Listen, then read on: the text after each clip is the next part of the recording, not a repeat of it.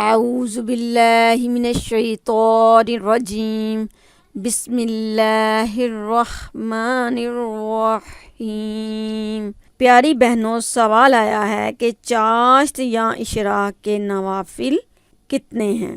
جس طرح عشاء کے بعد سے لے کر طلوع فجر تک کے طویل وقفے میں میری پیاری بہنوں کوئی نماز فرض نہیں کی گئی، لیکن اس کے درمیان تہجد کی کچھ رکعتیں پڑھنے کی ترغیب دی گئی ہے۔ اسی طرح فجر سے لے کر ظہر تک کے طویل وقفے میں بھی کوئی نماز فرض نہیں کی گئی ہے، مگر درمیان میں صلاۃ الضحیٰ کے عنوان سے کم 2 اور زیادہ جتنی ہو سکیں نفلی رکعتیں پڑھنے کی ترغیب دی گئی ہے۔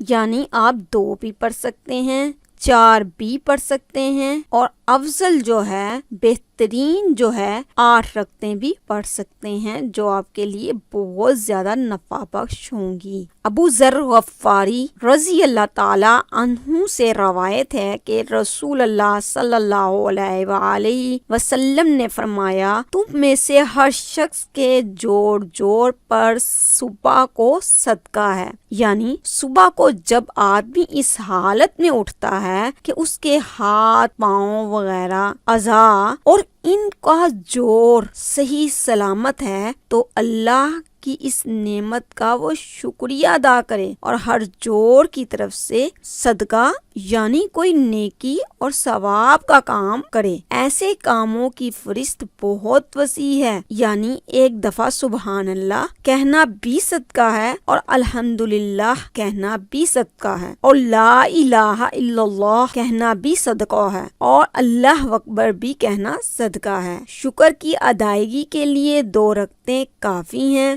جو آدمی چاشت کے وقت پڑھے۔ صحیح مسلم جلد نمبر 1 میں یہ حدیث آئی ہے اور صفحہ نمبر 250 ہے۔ مطلب یہ ہے کہ آدمی کو اپنے ہر جوڑ کی طرف سے شکرانہ کا جو صدقہ ہر روز صبح کو ادا کرنا چاہیے، چاشت کی 2 رکعتیں پڑھنے سے وہ پوری طرح ادا ہو جاتا ہے، اور اللہ تعالیٰ اس مختصر شکرانہ کو اس کے ہر جوڑ کی طرف سے قبول فرما لیتے ہیں۔ حضرت ابو درداء رضی اللہ تعالیٰ عنہ سے روایت ہے کہ رسول اللہ صلی اللہ علیہ وآلہ وسلم نے اللہ تعالیٰ کی طرف سے نقل کیا کہ اللہ تعالیٰ کا ارشاد ہے کہ اے فرزند آدم، تو دن کے ابتدائی حصوں میں 4 رکعتیں میرے لیے پڑھا کر، میں دن کے آخری حصے تک تجھے کفایت کروں گا۔ یہ جو ہے حدیث جامع ترمذی جلد نمبر 1 اور پیج نمبر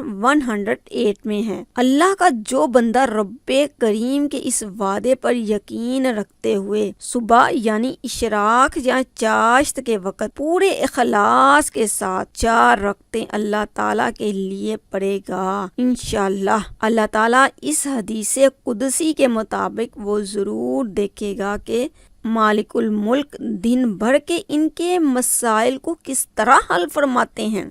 حضرت ابو ہریرہ رضی اللہ تعالیٰ عنہ سے روایت ہے کہ رسول اللہ صلی اللہ علیہ وآلہ وسلم نے فرمایا کہ جس نے 2 گانا چاشت کا اہتمام کیا، اس کے سارے گناہ بخش دیے جائیں گے، اگرچہ وہ کثرت میں سمندر کے جھاگوں کے برابر ہوں۔ ترمذی جلد نمبر 1 اور پیج نمبر 100۔ پیاری بہنوں، اللہ تعالیٰ کو ہماری یہ ادا اشراق اور چاشت پڑھنے کی پسند آ جائے تو ہمارے تمام کے تمام گناہ جو ہے وہ معاف ہو جائیں گے۔ تو اللہ تعالیٰ ہمیں چاشت یا اشراق کو پڑھنے کی توفیق عطا فرمائے۔